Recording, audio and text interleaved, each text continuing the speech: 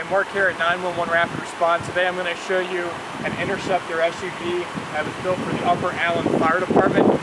This vehicle has some really nice intersection lighting on that I'm going to go over with you. We have the Whelen mirror beams from Whelen on the sides. We have the cannon, which we recess in the backside. That's a little nicer than surface mounting it. We have it in a red-white module, along with the F12 series, Apollo series module pointing out the side. So we have these synchronized. So we have the red and the white going into the intersection.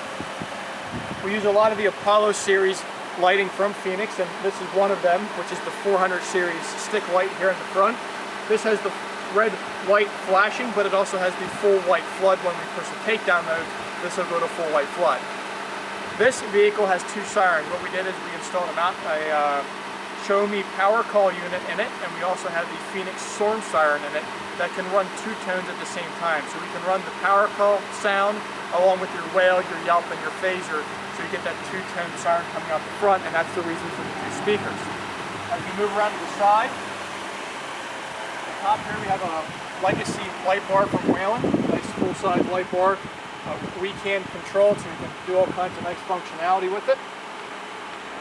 One unique little feature in this that we did is, in this side back window is a solid back window, so we obviously can't put a light in here, but we put a module here in the back, grommet mounted it, which is a Whelen Ion, to give that function that when you're through the intersection, if someone doesn't come and plow you in the back end, you have this light flashing real nice here on the back side.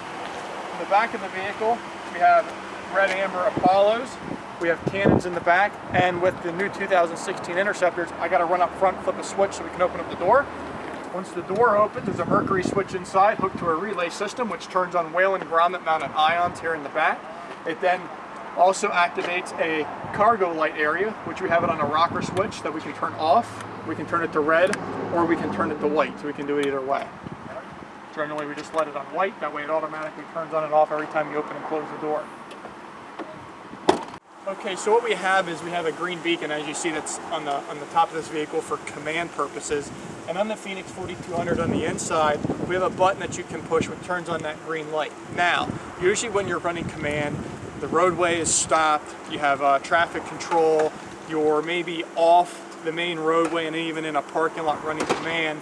But we think that you should probably still have some type of red warning purpose, just to cover all bases, then give you 360 lighting around the vehicle to also keep you legal. So we have a button in here that's marked Dome. Push that, it's going to turn on the green beacon light, but it's also going to turn the legacy bar just the four corners on a slow blink.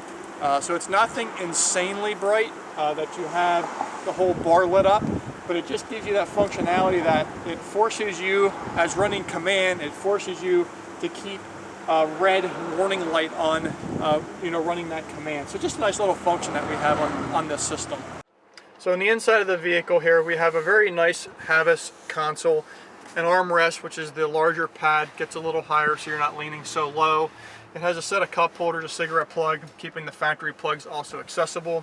The 4200 in this case, basically every button is getting used. We have wail, yelp, phaser, horn, the dome button, which I mentioned on the roof, which is our green light on the top. The auxiliary button, auxiliary 2 and manual. These are for our power call functions. Just a burp.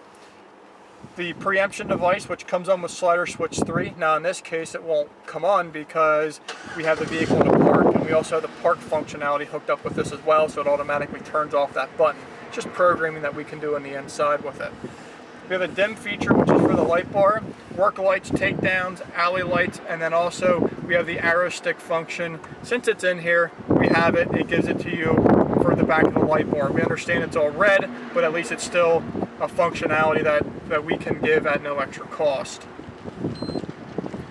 The power button that you see here is not the power on and off the unit, but it's actually to power on and off the backlight display. One thing that we notice a lot is these controllers have a very nice bright green glow in them.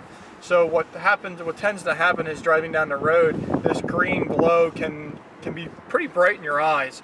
So the backlight is controlled through a button, but that button is controlled through any button on here or controlled with the slider switch. So when you turn on the slider switch, you'll see the backlight came on. which controls that button. When I turn off the slider switch, it turns off that button and inadvertently turns off the backlight. Now, in the event that you're like, you know what, I want the backlight on because I'm going to be using this tonight, I want to be able to see my buttons quicker at nighttime, you can reach over, push the button, and actually power back on the backlight. Same difference, if I turn it on, I can reach over and I can turn on and off backlight as well. So it gives us that functionality. Just one of the many key features that we offer here at 911 Rapid Response, and it's a little attention to detail like this that we take real good pride in between our shop techs and everybody here. Give us a call at 717-473-3843. Make sure you check out our other YouTube videos. Check us out on Facebook at 911rapidresponse.com.